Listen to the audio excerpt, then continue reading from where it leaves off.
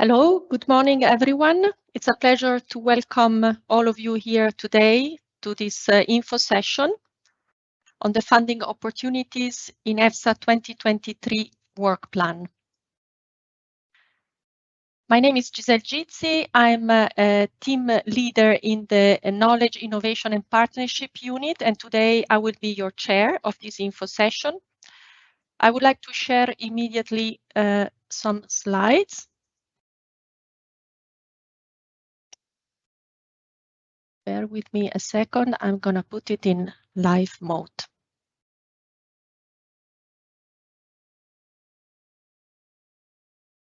Okay.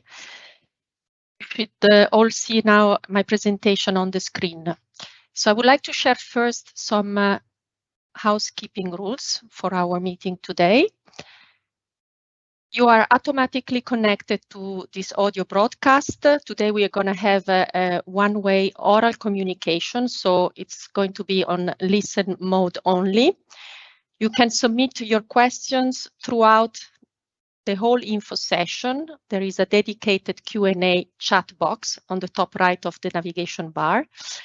We suggest, of course, to submit the questions that are more strictly related to the ongoing topic. So this will allow to keep some order when the question will be addressed later on in the dedicated Q&A session.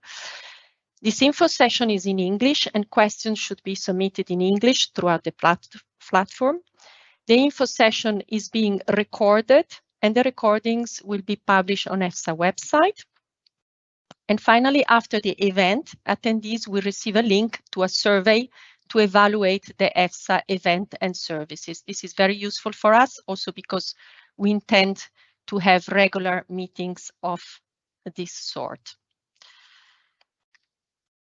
I would also like to share the agenda for today with you. So as you will see, we have two main blocks. The first one is more about scientific cooperation project, strategic approaches, financial and administrative modalities, and the support mechanism. At the end of this block, we're going to have a space for some question and answer, which we will respond through the platform live. We're going to have a short break of 10 minutes, and then we'll move to the second block for today, which is more focusing on envisaged funding opportunities for 2023. After that block, we're going to have another question and answer, and then eventually we come to the end of the meeting.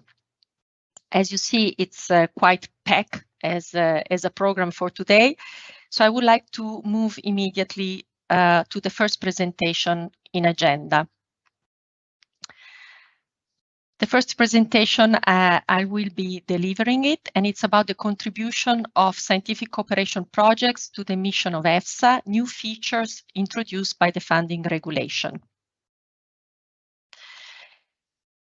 A short overview of this presentation for today. We are going to look how EFSA has been working from the time it was funded in 2022 up to 2021, when the new transparency regulation came into force. We are going to review which have been the drivers for change, for this change that happened in 2021. We are also want to share with you the ecosystem definition and what we intend by ecosystems. And then we look quickly to the cooperation path. So let's have a look quickly to the framework that has been in place since EFSA inception in 2022 to 2021. Basically, high level, EFSA has relied mainly on scientific panels, working group experts, when receiving mandates from regulator and addressing the mandates through this system to produce the scientific opinions. Then, of course, there were the scientific networks. We have been collaborating also with Advisory Forum, Focal Point, but mainly we have been relying on this system so far. Then, of course, there were the scientific committee and EFSA producing methodologies and guidance document to support this system. There has been then an exercise launched by the Commission looking at the fitness check of the 178/2002 regulation. And also there was an exercise by EFSA drafting the new strategy, the 2027 strategy. We have been looking, and the fitness check also has been looking at the main vulnerabilities that the system had shown until its inception. And the main point, the main challenges that came out from both exercises were duplication of efforts, for example. So meaning, how can we make sure that we avoid duplicating efforts between EFSA and the member state, especially considering the limited number of scientists in risk assessment that we have today in Europe. But also complexity. How can we address the future complexity, considering new evidence, new data that is becoming more and more available and it's growing in an exponential way? But also, how do we address the cross-disciplinary approaches between one area and the other? Another vulnerability was about innovation. How can we keep up with the evolving methodologies that are at the base of our risk assessment, but also the needs that are continuously put forward and changing from the regulators? Another point of attention was on societal expectation. How can we ensure we address and we respond to the request of transparency and the participatory approach that the citizens and the public are asking to us? There is also the question of responsiveness. How can we ensure that we respond in a timely manner, considering the growing number of mandates? And finally, and which is the main subject of today's presentation and today's agenda in general, how can we ensure the sustainability of the food safety system? How can we ensure that we have capacity and quality scientific expertise available to address the mandate we are given with? All this has been addressed through the new regulation, the regulation that was adopted in 2019, which is called the Transparency Regulation. This regulation entered into force almost 2 years after, in March 2021, and it's called the Regulation on the Transparency, and here I have highlighted the sustainability of the EU risk assessment in the food chain, because this second pillar, the sustainability, is extremely important for today's info session. What the regulation has asked us to change is looking and is addressing specifically the efficient operation of the authority of EFSA, and also the sustainability of our expert system, because that was found to be one of the main vulnerabilities. And how should we address this? We should address this through a strengthened support provided by the member state to the work of our scientific committee and panels. And this is reported precisely in the new regulation.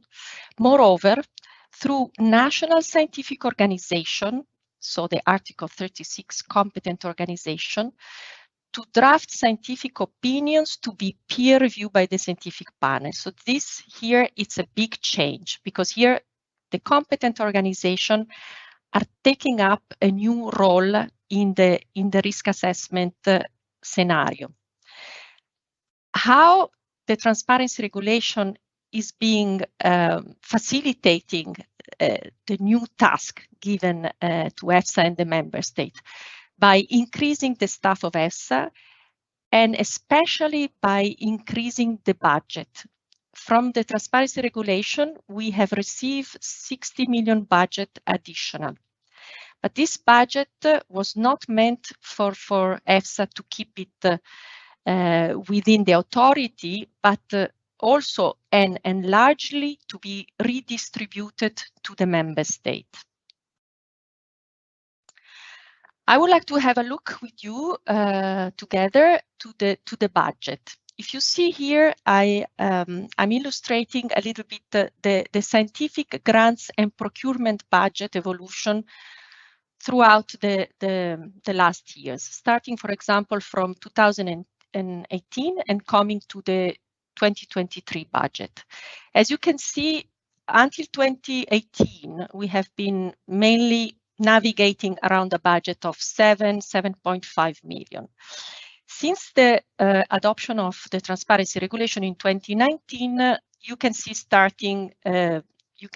the evolution of the budget is starting there and continuously increased until this year, 2023, where we expect more or less a stabilization. In general, compared to 2018, already in 2021, we had triplicated the grants and procurement budget. So the budget available to competent organization, but also other organizations to partnership together with us.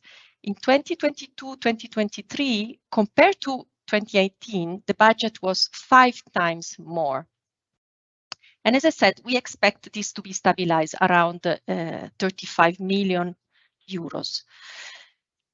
What we desire as a trend in general, compared to what has happened in the past, is to proportionally, of course, reduce the number of calls, but increase their budget to make it more substantial, also increase the duration of the agreements and of the contract through framework contract, framework partnership agreement, and also hopefully increase the participation from the member state and the competent organization and other organizations. So we would like that more consortia, more larger consortia are established when applying to our calls.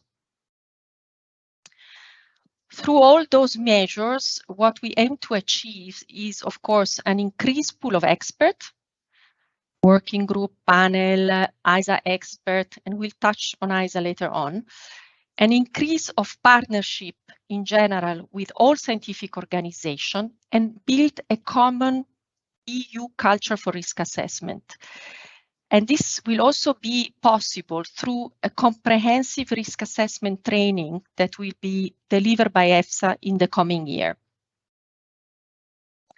So if we think a little bit about how we see the future, it's a future represented as a biological ecosystem, if you allow me the metaphor, composed by very different food safety actors. So it's an ecosystem, dynamic, co-evolving with communities of diverse actors who can create and capture new value through collaboration and competition.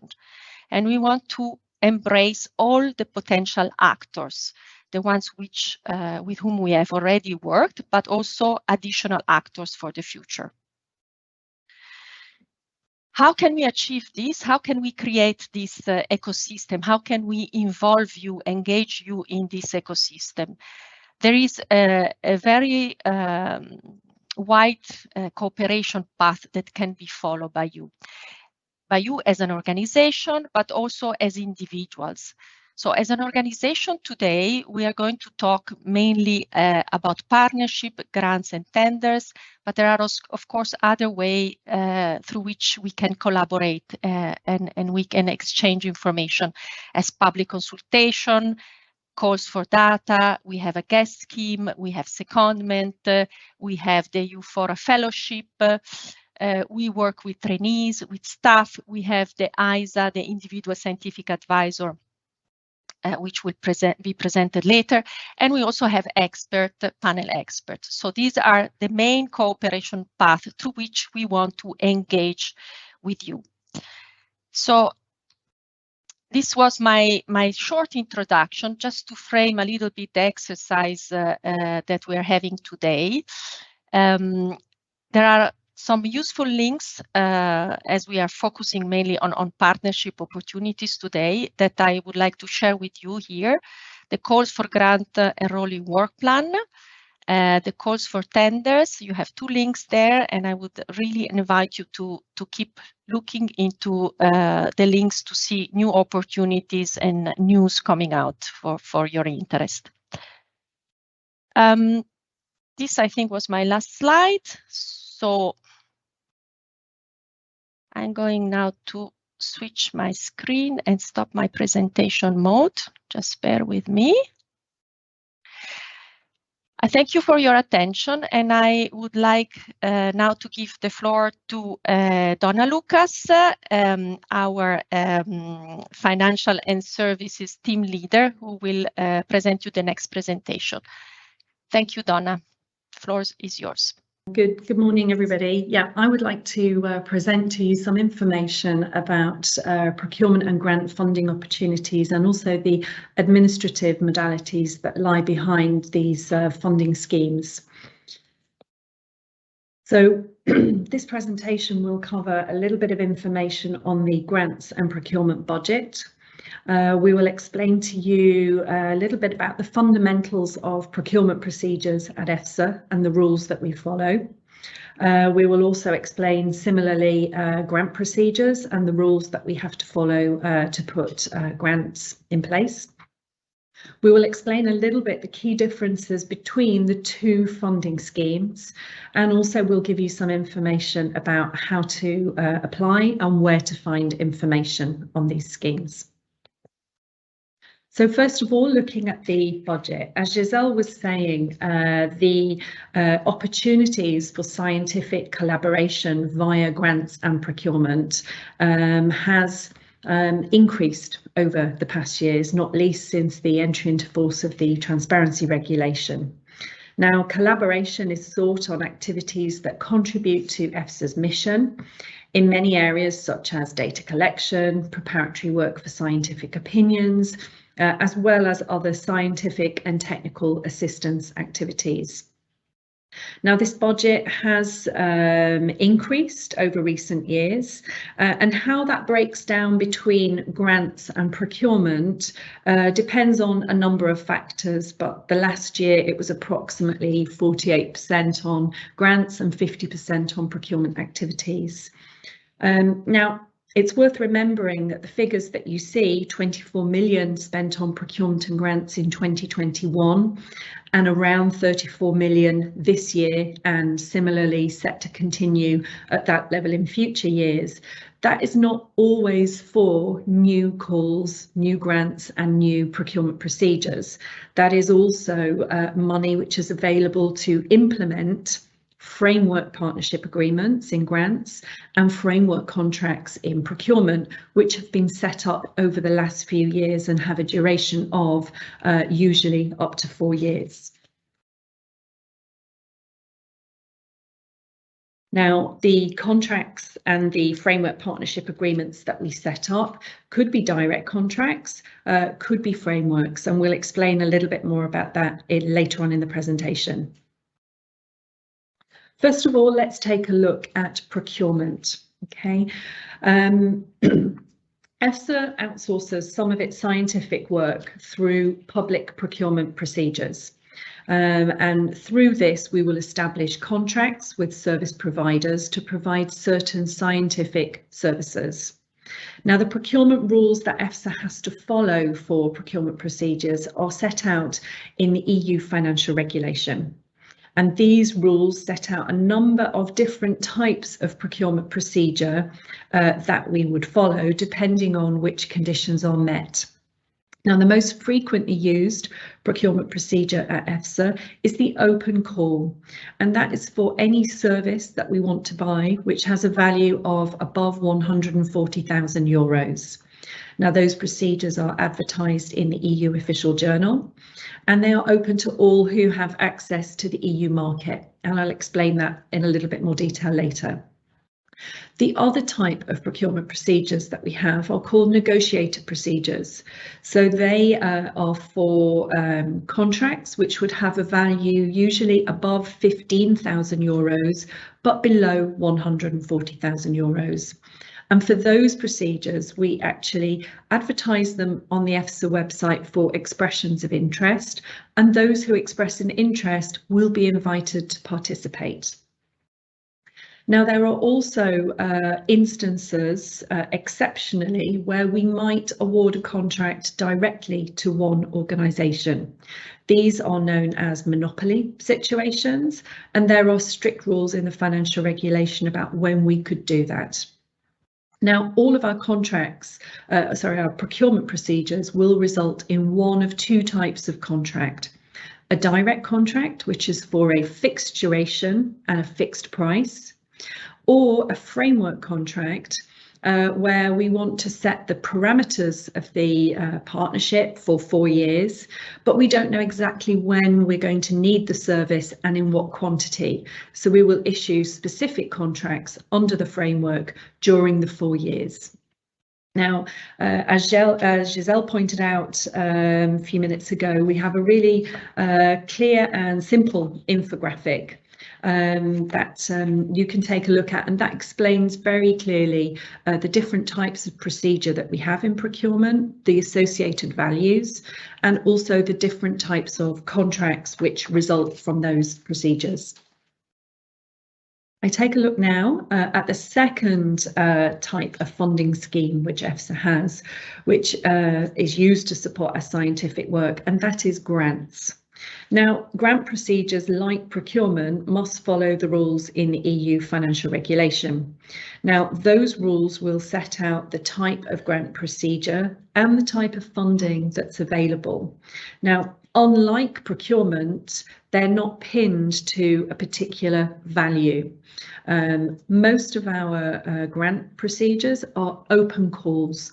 So they are advertised on the EFSA website, and also a change for 2023, which we'll explain in more detail later, is they will also be advertised on the EU funding and tenders portal. Now, they may be open grants, but that doesn't actually mean that they're open to everybody to apply for. In a later slide, we will talk more about who is eligible to apply for EFSA grants, because it's a very specific group of organisations. Now, like with procurement, in some exceptional circumstances, we are also able to award a grant agreement directly to a specific organisation or a group of organisations. This is known or referred to as monopoly grants, but unlike procurement, it's doubtful that there's a really true monopoly there. Very often it's justified by organisations having a particular specialism or technical competence, or perhaps they're designated by their member state to do something. But there are some limited circumstances in which we can award direct to an organisation a grant without there having been a call. Now, like with procurement, all the grant procedures that we have will result in one of two types of agreement. That would either be a direct agreement or a framework partnership agreement. The direct agreement, again, for a fixed duration, for a fixed amount of funding, whereas the framework partnership agreement is likely to be for a maximum duration of 4 years. And under that partnership, we will then issue specific agreements defining a particular piece of work for a particular amount of funding and a particular duration. And again, we have a useful infographic which explains broadly how we organise our grant schemes and the funding that's available and the different types of grant agreement. Now, staying with grants, let's talk about who is eligible for EFSA grants. EFSA grants can only be awarded to competent organisations which are designated by their member states. Now, EFSA's founding regulation 178 of 2002 made it a requirement under Article 36 that a list of organisations be established and approved by EFSA's management board as being able to assist EFSA with its work and its mission within its scientific remit. So the member states will designate organisations for inclusion on the list. Currently, there are 309 organisations, but that's updated regularly.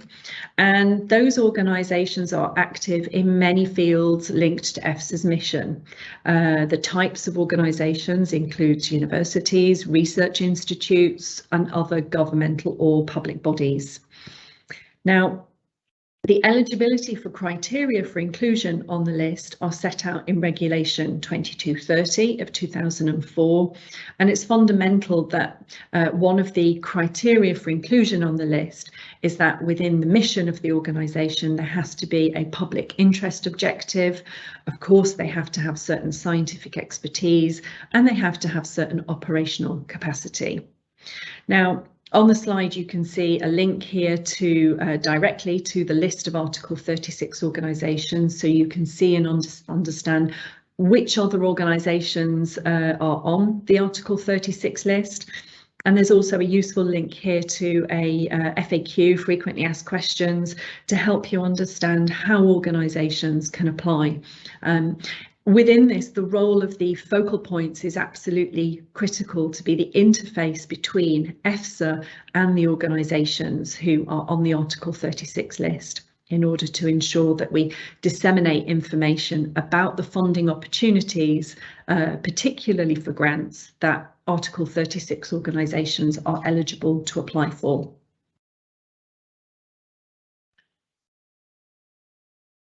I come now to really talk about the difference between procurement and grants and why we might choose one funding scheme over another.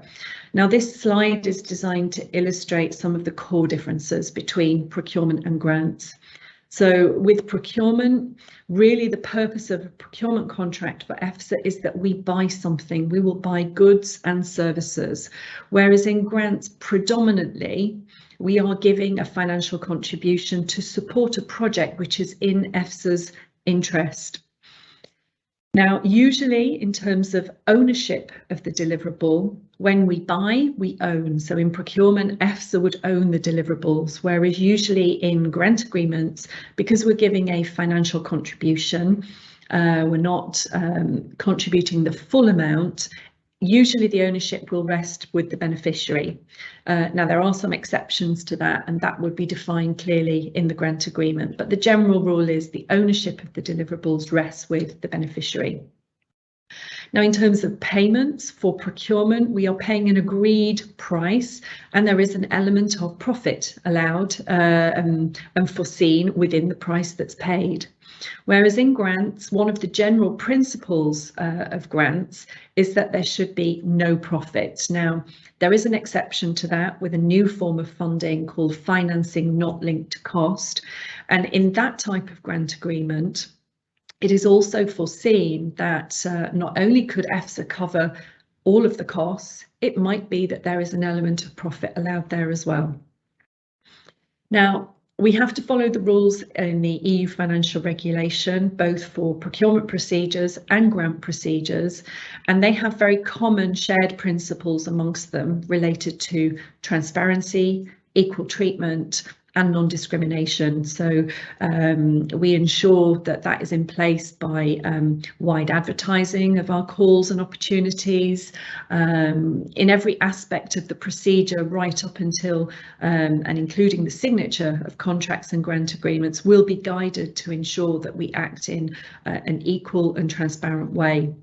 For grants, the EU financial regulation also enshrines some other principles which have to be respected. So that would be non-cumulative. You cannot have a grant from EFSA and also receive funding from another EU body for the same project. The grant funding should not be retroactive. So if you're awarded a grant, we would be funding the activities from the date of the grant agreement signature onwards, not applying retrospectively any funding.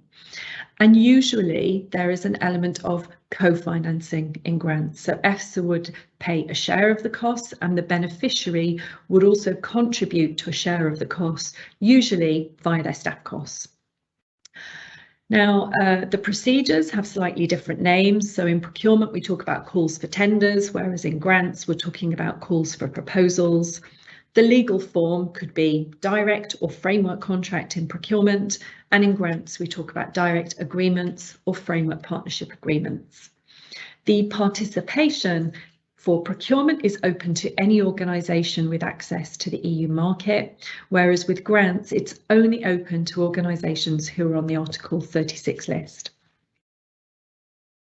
Now, how do we make the decision about whether to launch a procurement procedure as a grant or as a procurement? There are a number of factors which come into play when we're making those decisions. So first of all, we will think about whether we need to limit the task execution to Article 36 organisations.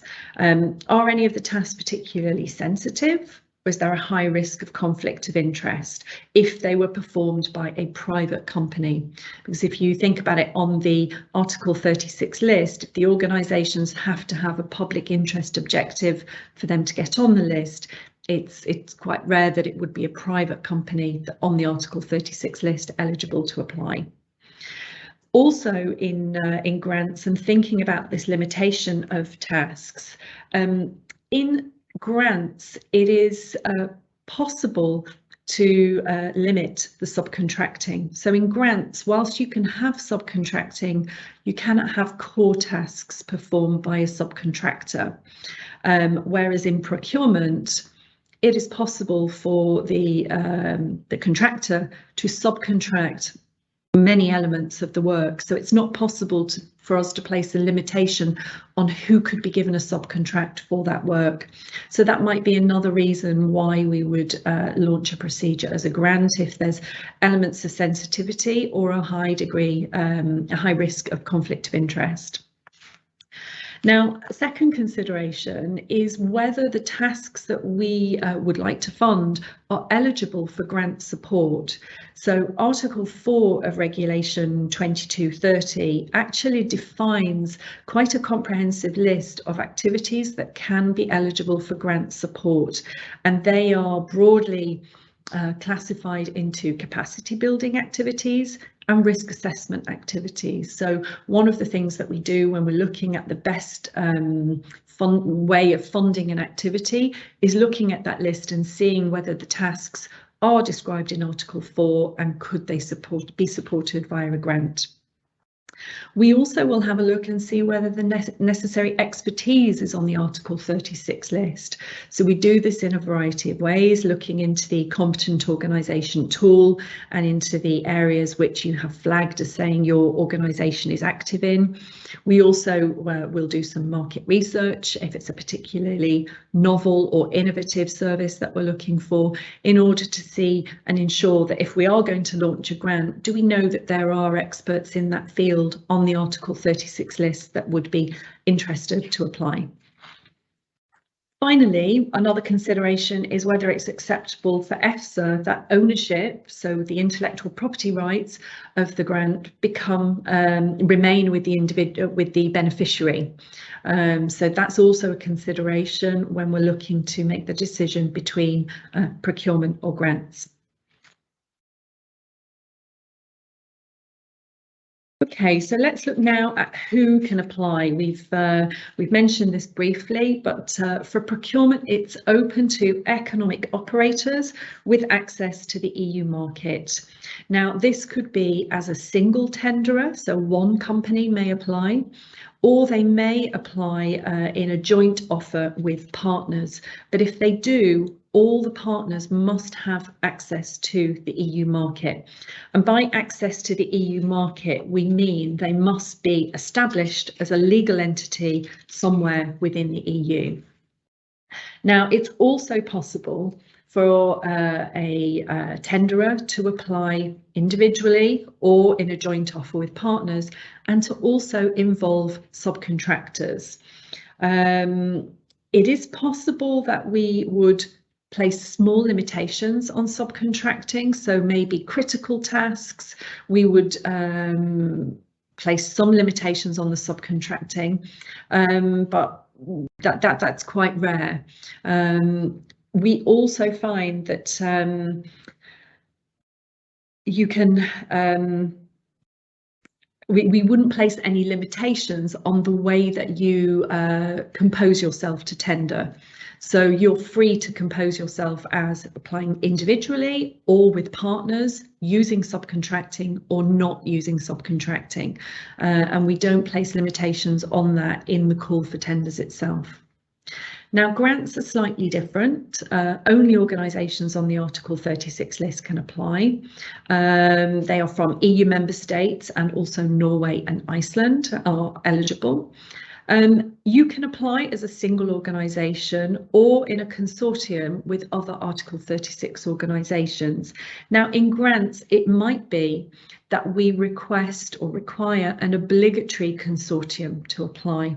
That's where we're usually trying to encourage the formation of consortium, because it's maybe a very broad area of expertise that we want to cover that would be difficult to be covered by one organisation, or it's a capacity building grant that we want to focus on. So we would like organisations to apply together in order to share expertise.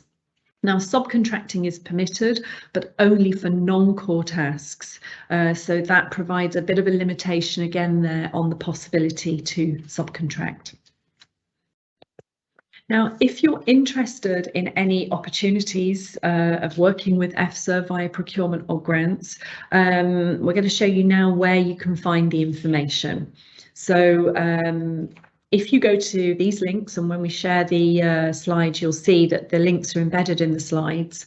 We have the procurement page of the EFSA website here, and you can find this document, EFSA Guidance for Tenderers, which sets out the detailed rules for each type of procedure and how to apply. Now, when we publish a call for tender, an open call, it will be published on a particular page of the EFSA website. So anything over 140,000 you would find on one particular page, and that is also published then in the form of a contract notice in the EU official journal. Now, sometimes for calls which are coming in the future that are over 140,000, we may publish something called a PIN, a prior information notice, to alert the market generally that a call on this topic is coming in the future. And we may also use the PIN as an opportunity to insert a market survey. So for us to do some market research to find out more about this market, maybe the services available, the pricing, the terms and conditions. So look out also on the EFSA website for this page, the PIN, which will also publish forthcoming procedures. We also have a page dedicated to the negotiated procedures, which are between 15 and 140,000. Now, you can also search for EFSA procurement opportunities through the e-tendering portal. And if you follow our LinkedIn hashtag EFSA procurement, you will also see us advertising there the calls as soon as they're launched. Now, very importantly, is the EFSA Scientific Cooperation Plan, which is published regularly and updated regularly on the EFSA website, and it gives a very high-level overview of procedures that are coming in the next year, and a little bit of information broadly about what they will cover. Finally, something that we will be doing new for this year is more promotional activities for specific calls. So engaging in pre and possibly post-launch information sessions, and also carrying out market research well in advance of the launch of the calls.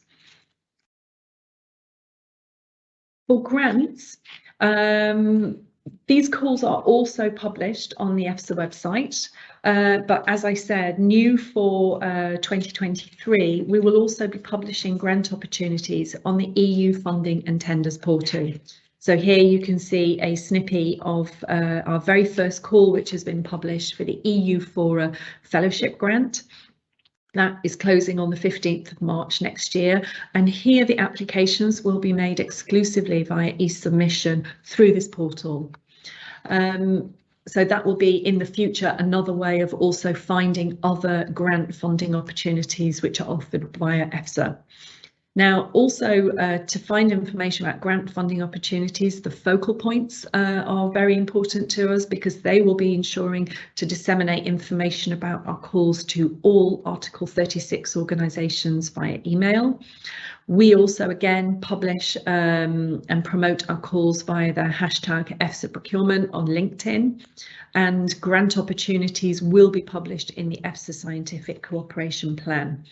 Again, for very critical high value grants, maybe ones in new areas that we haven't explored before, we will be doing promotional activities like the session that we're doing today, but we'll do them for individual calls to maybe explain a little bit more about those opportunities.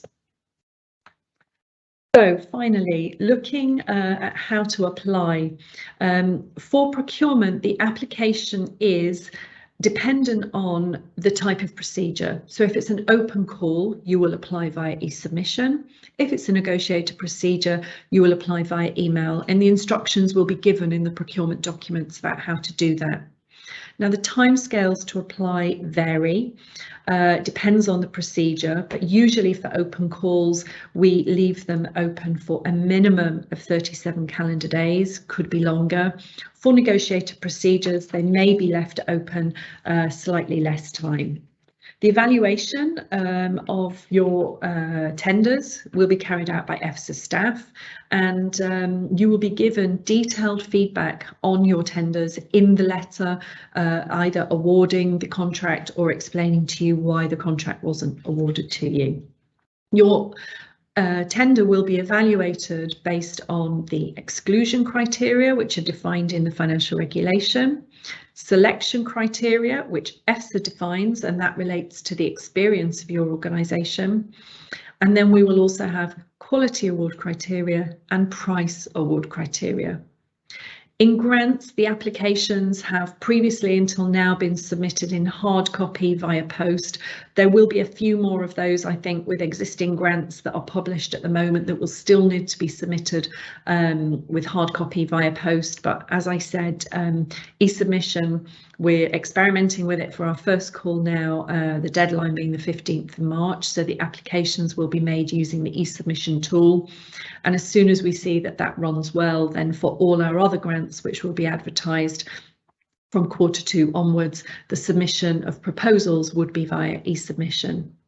Now here the timescales to apply varies from procedure to procedure, and it depends on the complexity of the proposals that we're asking you to prepare, but usually we would not leave a grant open for less than about 6 to 8 weeks.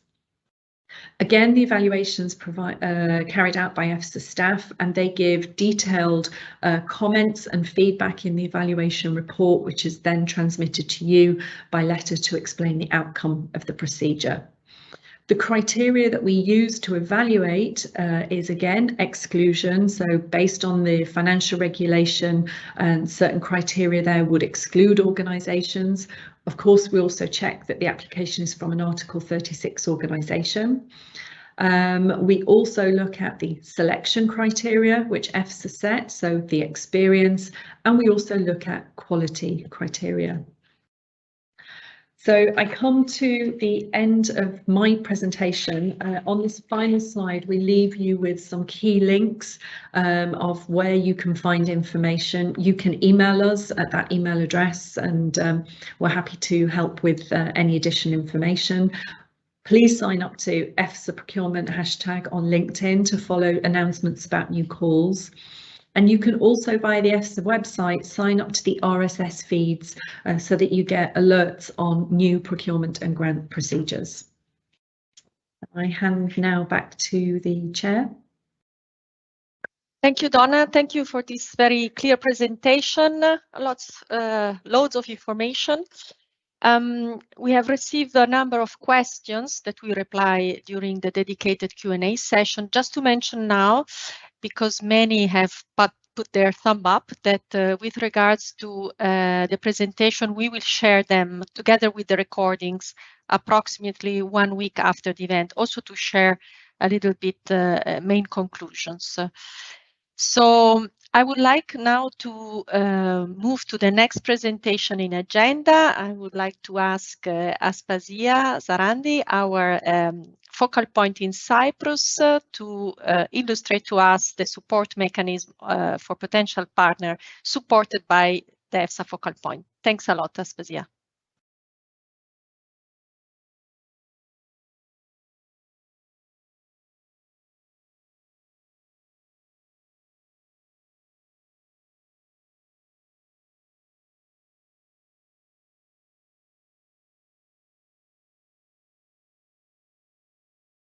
Yes, that's right.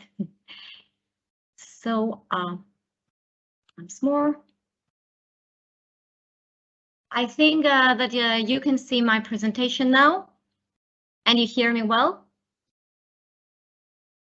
So my name is Aspasia Sarandi. I am the alternate member of the EFSA Focal Point of Cyprus. And today I will present you the Focal Point Network as a support mechanism for potential partners. In this context, what we'll see here today is the EFSA Focal Point Network, the overarching areas of focal point work, and later on in brief, we will see some tools used by focal points for the support and promotion of collaboration and partnerships. And of course, we will see in brief how you can contact your national focal points. As you can see in this slide, according to the EFSA's founding regulation, the EFSA consists of the management board, the executive director and staff, as well as the advisory forum and scientific committee and panels. The focal point network was set up in order to promote the scientific exchange and support. And of course, it is always in close cooperation with national representatives in scientific networks, with Article 36 competent organizations and other EFSA groups and units. The focal point network was established in 2008, and it consists of member states which are nominated by permanent representations and members from all 27 EU member states, as well as Iceland and Norway, and of course observers from Switzerland and pre-accession countries.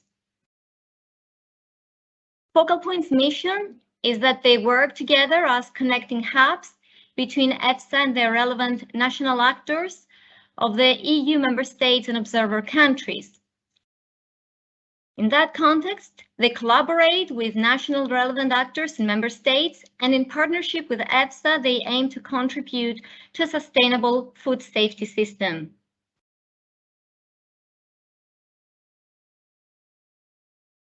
Well, in this slide here, you can see the overarching areas of focal point works. There are 5 of them. The first one is knowledge and information management and support to scientific production. The second one is engagement, collaboration and partnerships, capacity building, data, and risk communication. In the area of knowledge, information, management, and support to scientific production, there are 3 words describing this area, this task below this area of activity. First one is dissemination.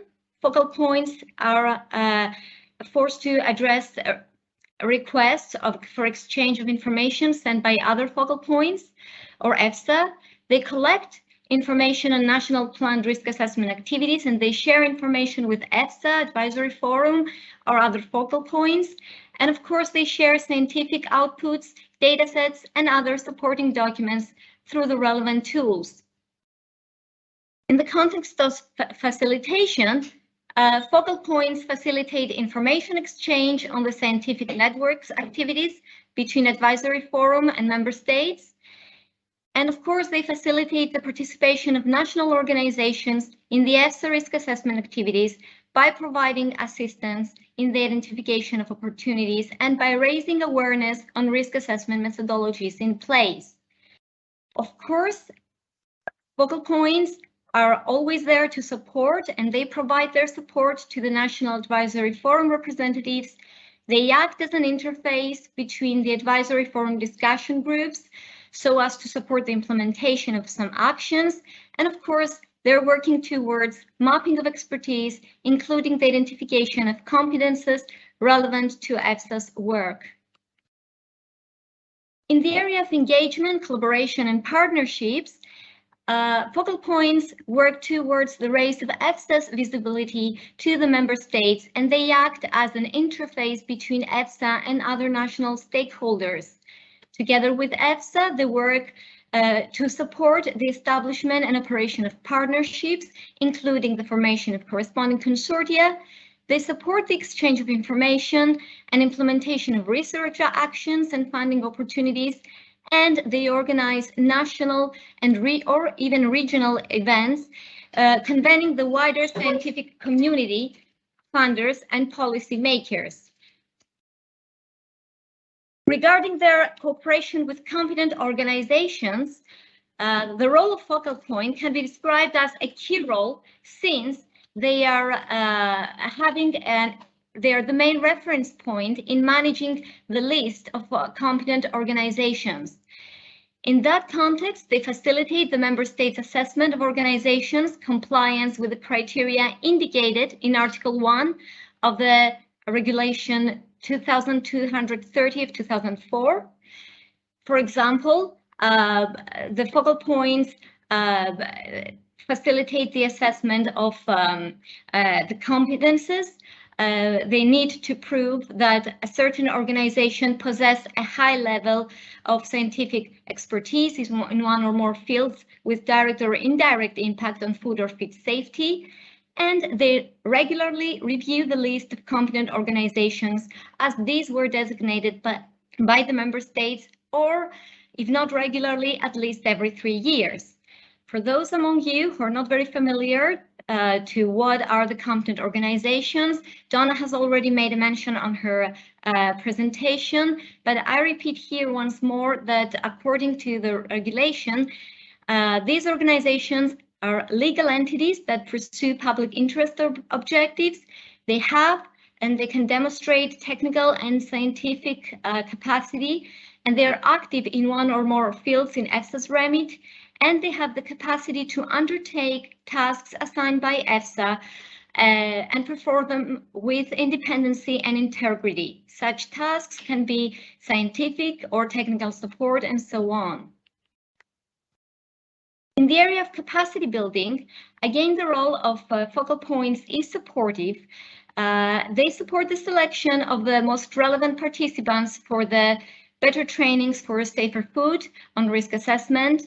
They map training needs relevant to EFSA's remit in cooperation with representatives from competent organizations and scientific networks, and they support the implementation of capacity building initiatives either between EFSA and member states, national at national level, at regional level, or even at international level with EPA countries. Of course, for capacity building reasons, they usually organize and facilitate trainings in the areas of EFSA's remit at national or even regional level.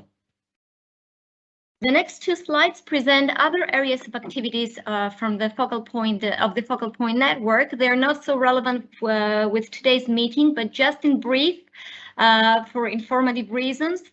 These areas are the area of data, where the focal point's role is to maintain an up-to-date list of national data providers across data domains, so as to support EFSA in facilitating two-way communication with national data providers in a need basis.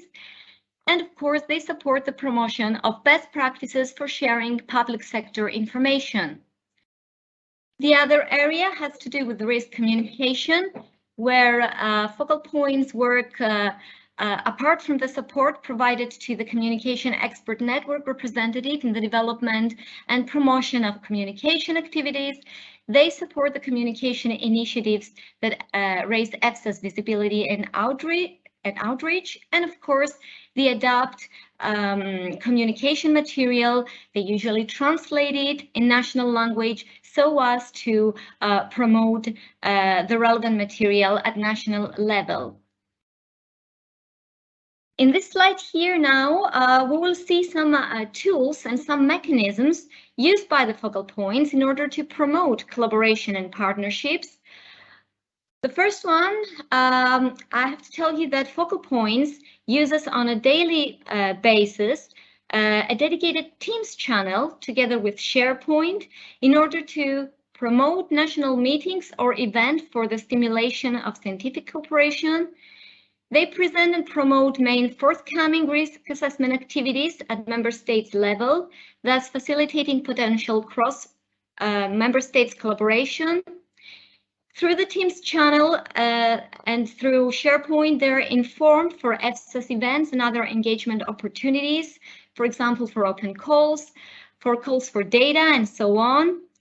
They have access to EFSA's research platform, and of course, they have the ability to upload national funding opportunities in member states so as to support consortia formation and help scientists find opportunities for research funding in food safety. In regular basis, focal points send emails to their collaborators, to their contacts, newsletters regarding upcoming activities, regarding calls, outputs, initiatives, so as to keep them informed for anything new coming up.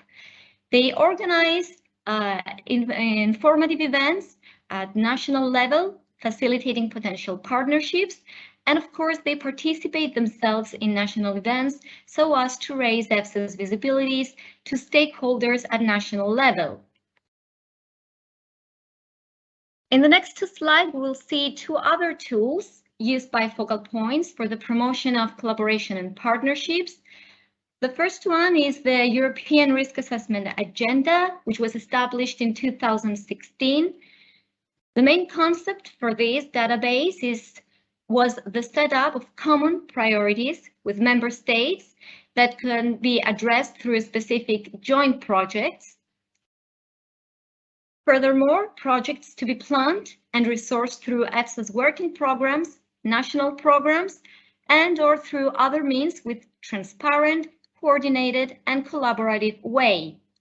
The activities included under this risk assessment agenda should be collaborative activities benefiting from input by more than one partners, activities considered priorities for EFSA and member states, new activities that support risk assessment, not yet fully covered in existing work programs, and of course, these activities could address a thematic area, for example, risk assessment, or a key concept, such as a collaborative action for a single hazard. Apart from the EU risk assessment agenda can be considered as a lobby for the member states' risk assessment plans, where project ideas proposed by organization at national level can be added. Now, it is important to know and useful for all of you today to know that in this database, the national interest can be expressed not only by Article 36 organizations, but entries coming from all interested parties can be used as inputs to this database. Regarding the focal points role in this database, focal point have the task and the role to insert new projects idea into the EU risk assessment database and keep them updated.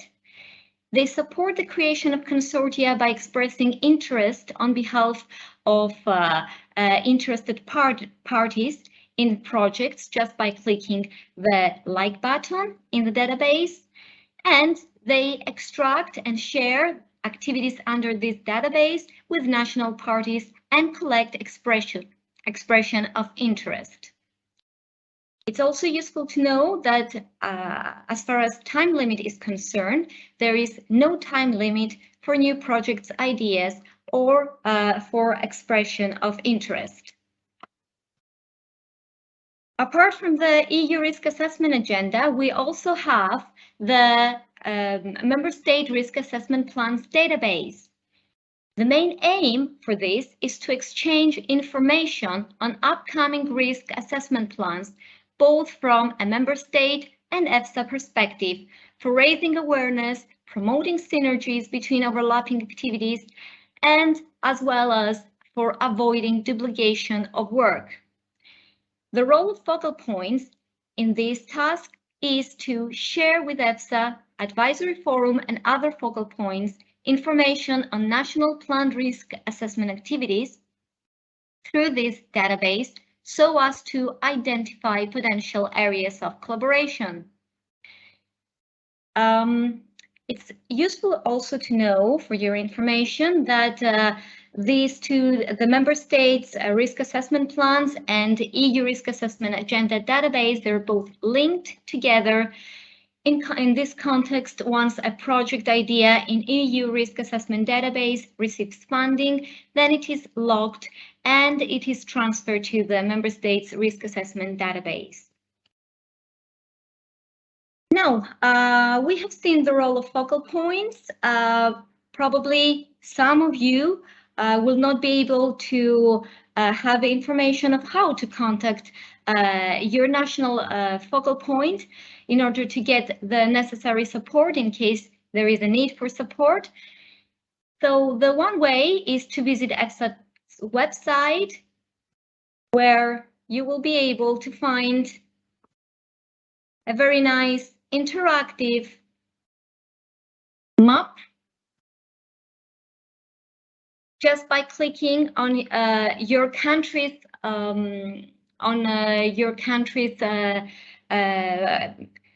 place on map. You will be able to find information about the focal points. And the other way is to visit your national focal points website. For your convenience, in this slide, you can just click on your country's flag and you will be automatically directed to the specific national focal point website.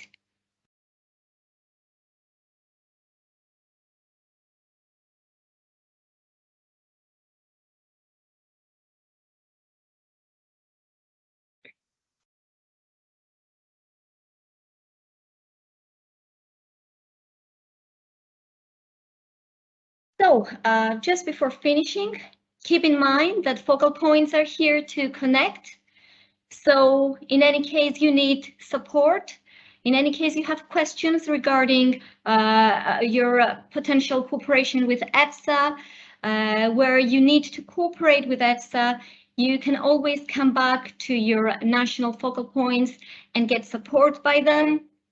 And even if by the time you ask a specific question, your focal points will not be able to answer, I'm sure that they will ask EFSA and they will come back to you and provide you with the necessary answers to your question. So open your emails from your focal points, contact them, keep in touch with them, and they will always come back to you and provide you with the necessary support in any case needed. This is the last slide. Stay connected, and thank you very much for your attention.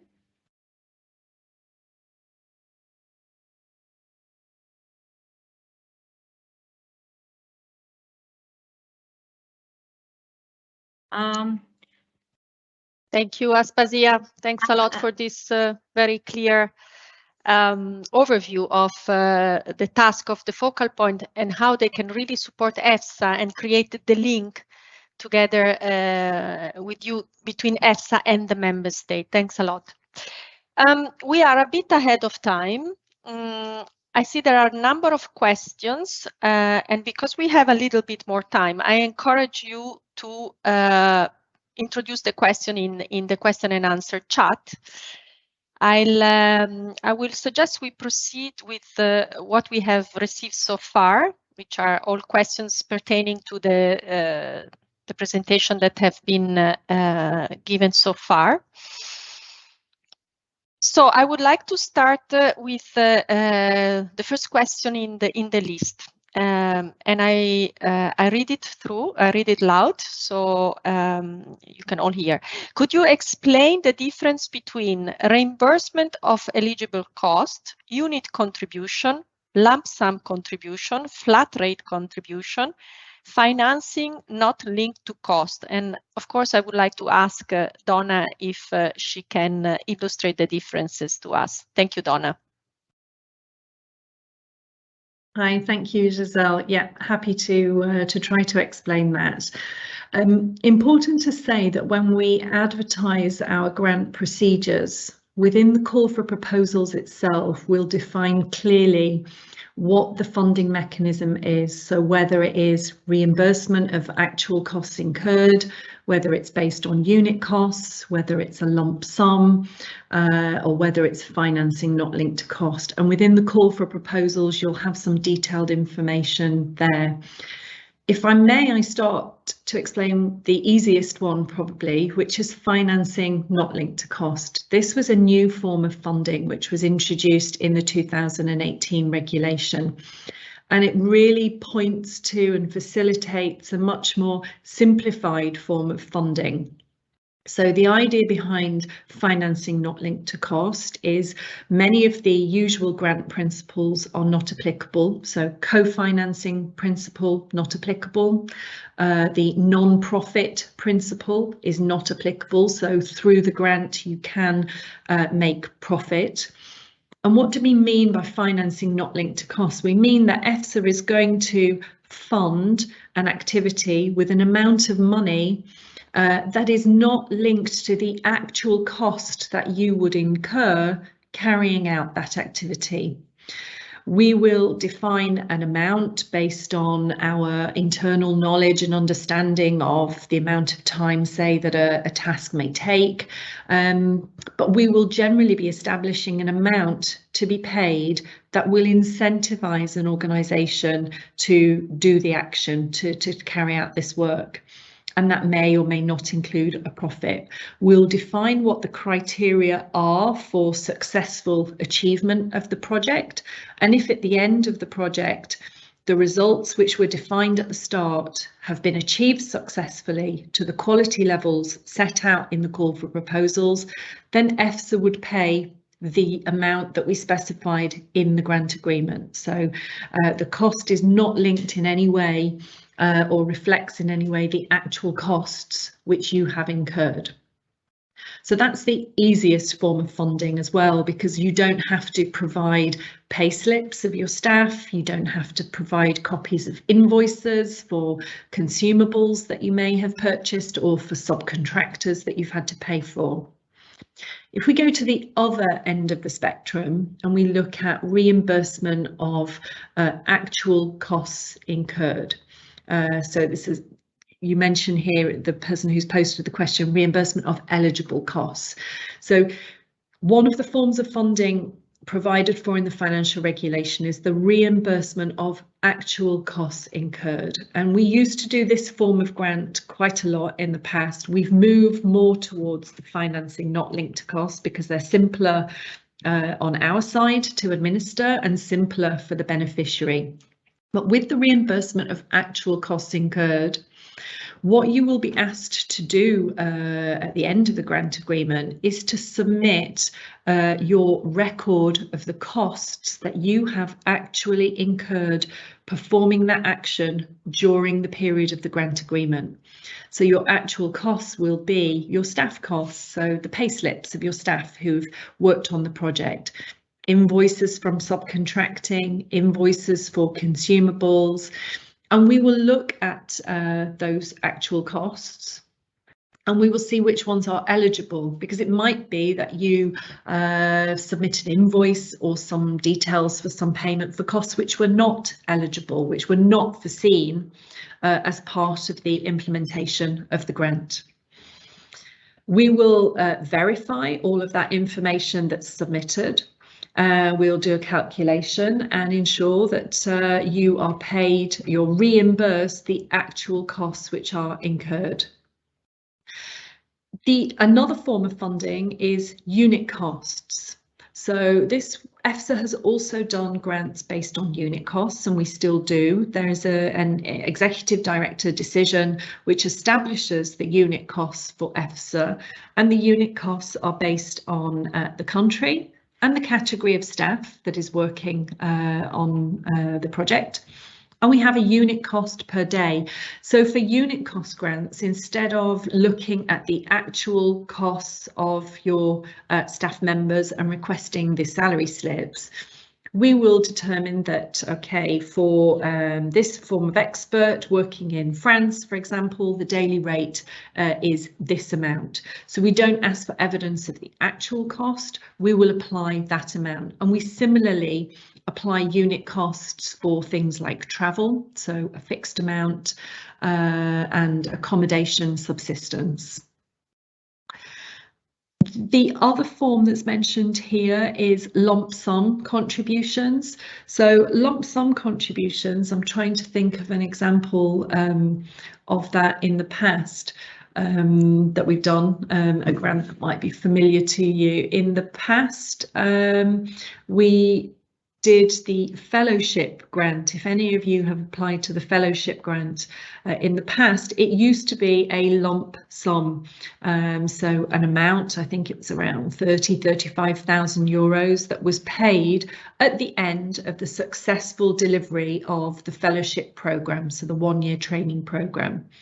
And we established the lump sum based on information that we have in many other grant agreements. But again, this form of grant, it's a simplified form of grant that doesn't require a heavy administration at the end of it by submission of pay slips, by submission of documents that show the actual costs incurred. So hopefully that answers the question, but if you have any questions specifically on that, then you can also email EFSA Procurement, and details about the form of funding for your grant agreement that you apply for is always included in the call for proposals itself.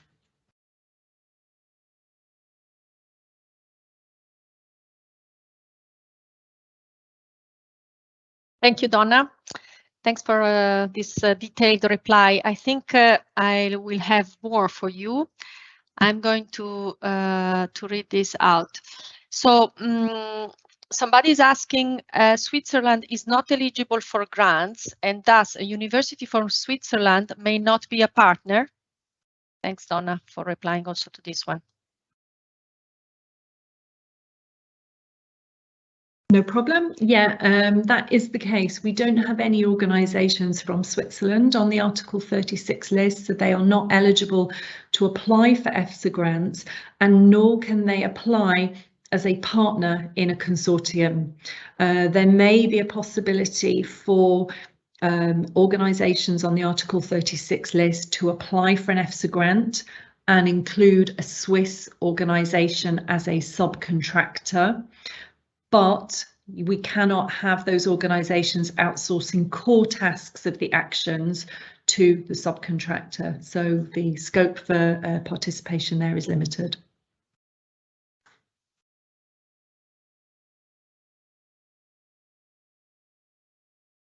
Thank you, Donna. They can, of course, apply for procurement, no? I guess. Okay, thanks a lot.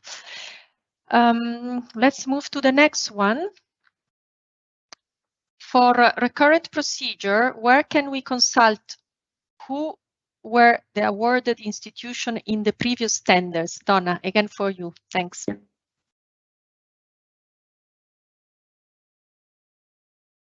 Yeah, I'm in the hot seat today with the questions. Well, because we're using public money through procurement and also for our grant procedures as well, we have to respect the principle of transparency. So both for procurement procedures and grant procedures, we are obliged every year under the EU financial regulation to publish a list by the 30th of June of all the contracts which have been awarded to tenderers, and also a list of the grants which have been awarded and to which institutions. Also for procurement, don't forget that we have to publish not only a contract notice when we launch the call in the EU official journal, but when the call is awarded, there is also a contract award notice published in the EU official journal to show who was awarded that particular contract. So absolute transparency for who has been awarded both procurement contracts and grant agreements. I can provide a link possibly to the relevant pages on the EFSA website where you can find that information.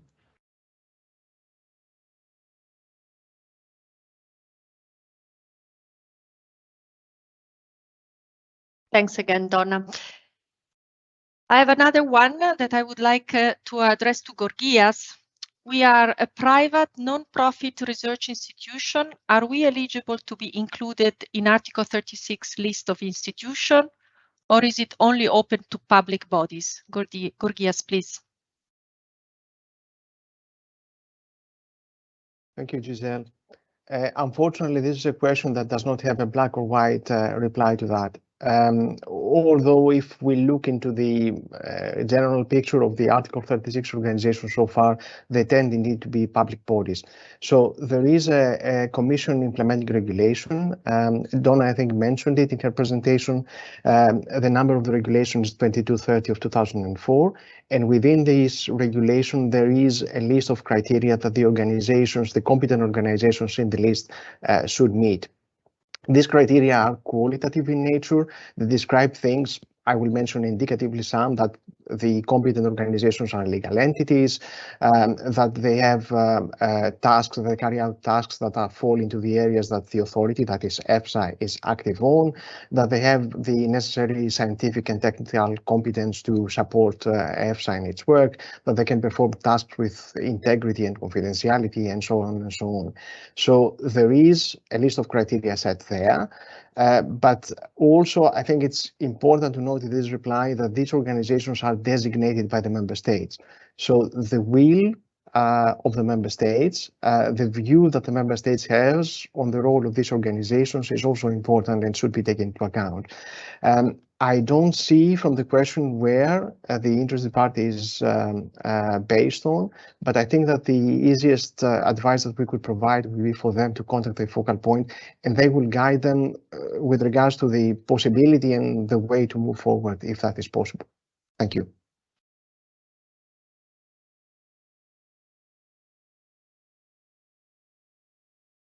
Thanks, Gorgias. Just an additional comment here. It goes without saying that with a 5 times budget being granted to EFSA for partnership and outsourcing, we are hoping to see this Article 30 list expanding. So please do apply. Please read the documentation and the regulation and see if you can be part of it. Okay, let's move to the next one. I attended a webinar from the Spanish Focal Point, and they commented about a new kind of grant, tailor-made proposals. Will EFSA give information about them in its webpage?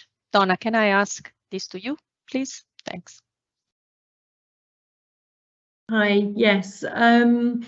I'm not sure I've heard the term tailor-made proposals, but definitely if we have launched a grant and there's any requirement which mentions that, it will be on our webpage. I would advise the sender, which is Marissa, maybe to submit a follow-up question, or I see also one of my colleagues who is here, who is saying that she could help. Maybe Elena could jump in with that one.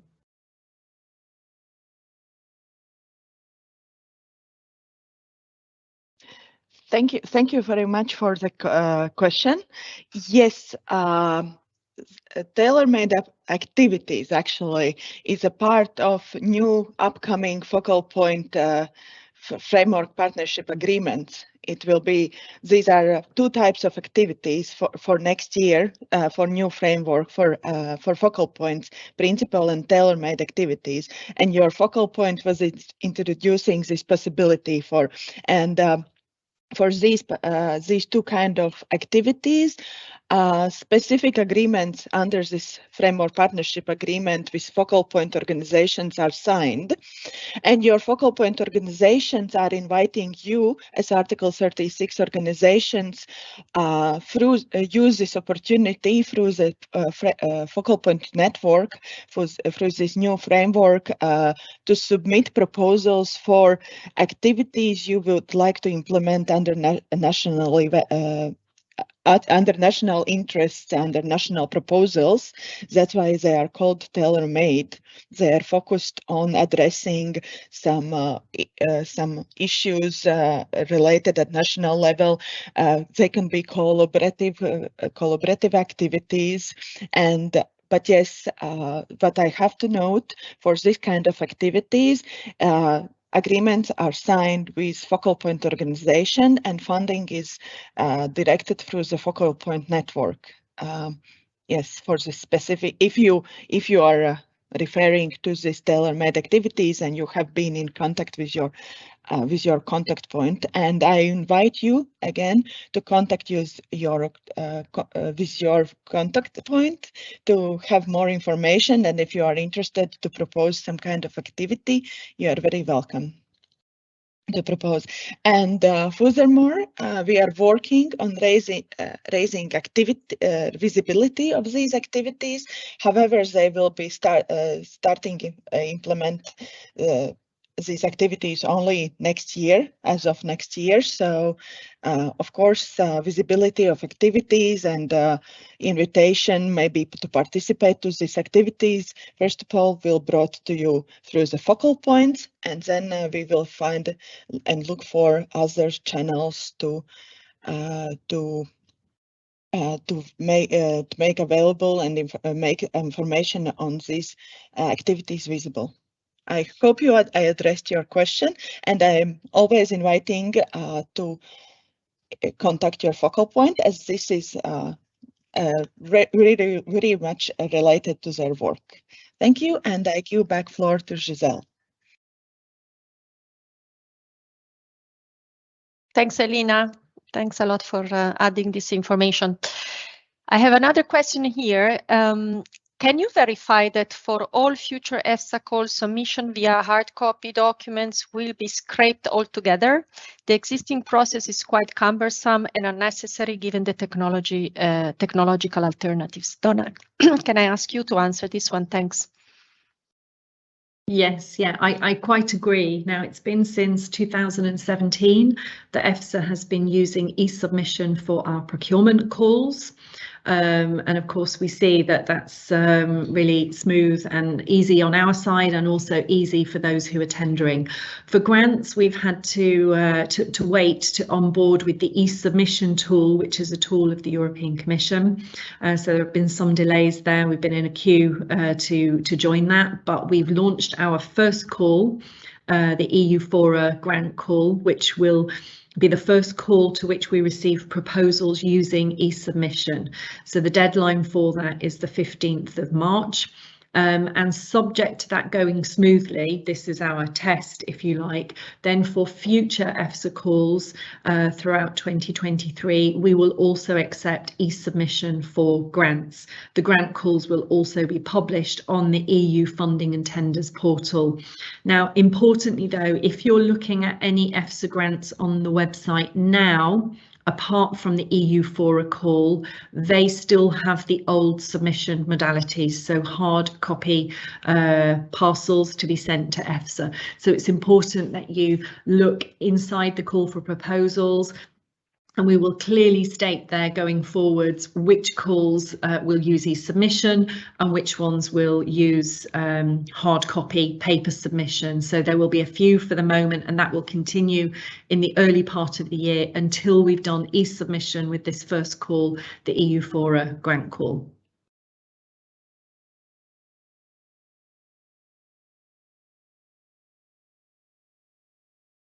Thanks a lot, Donna, for answering this question.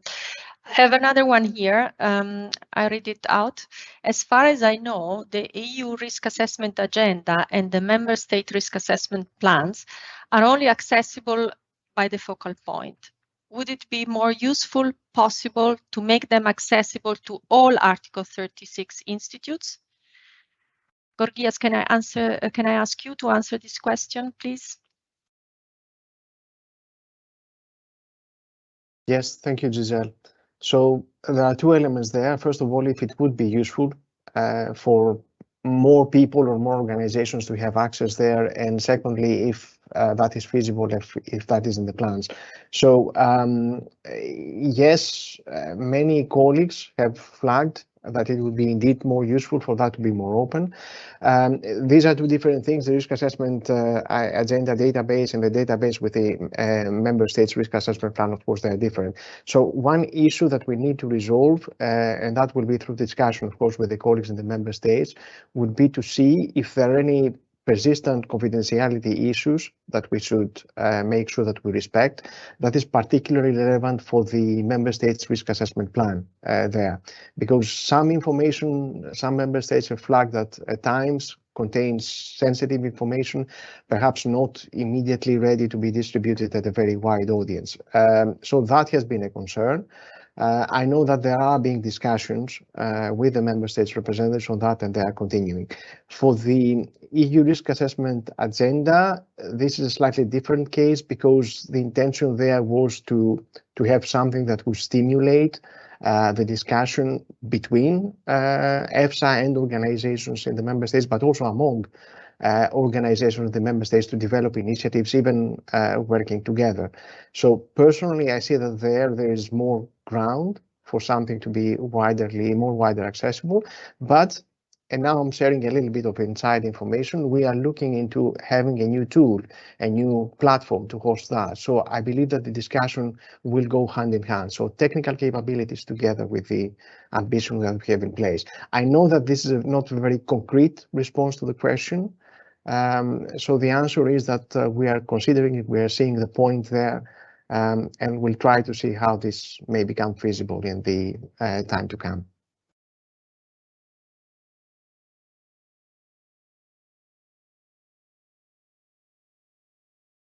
Thank you, Gorgias. I have a last question before our break here. We have noticed that EFSA calls are not sufficiently disseminated, and in certain cases, EFSA had to remove calls due to a lack of good amount of applicants. Also noticed that the communication from, I guess here it's national focal points, are not widely disseminated. What is EFSA take on these bottlenecks? Donna, do you want to mention something about dissemination first? Thanks. Yeah, sure. So as we were saying earlier in my presentation, our calls are advertised on the EFSA website, both the procurement and the grants. The procurement calls, the higher value ones, are also advertised on the e-tendering portal. All three of those, the tendering portal, the EFSA website, you can sign up independently to the RSS feeds to receive alerts for new calls. And I think an improvement that is coming later this year, certainly for the grants, is that they will also be advertised on the EU funding and tenders portal. So where you might see other grant calls of other DGs and other agencies, you will also start to see EFSA's grant calls on that portal. We try as well through LinkedIn to disseminate information about our new call launches, and we share those posts with our scientific officers as well, who are responsible for the calls, and we ask them to share them through their networks. Also, I'm aware that for the dissemination specifically to Article 36 organisations, the focal points ensure that an email is sent to directly to all the Article 36 organisations within that member state. I think possibly there may be some issues there in that email getting to the right person, or the right person in the right department of the organisation who would be interested in applying for those calls. So a recommendation there would be to sign up to as many automatic alerts as we have, so that you can individually also get that sort of information. I'm not sure if anybody else wants to add anything on that, Giselle.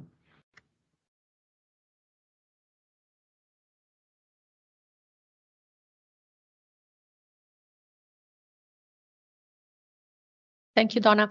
I just wanted to add also that event like this one will be planned also in the coming years.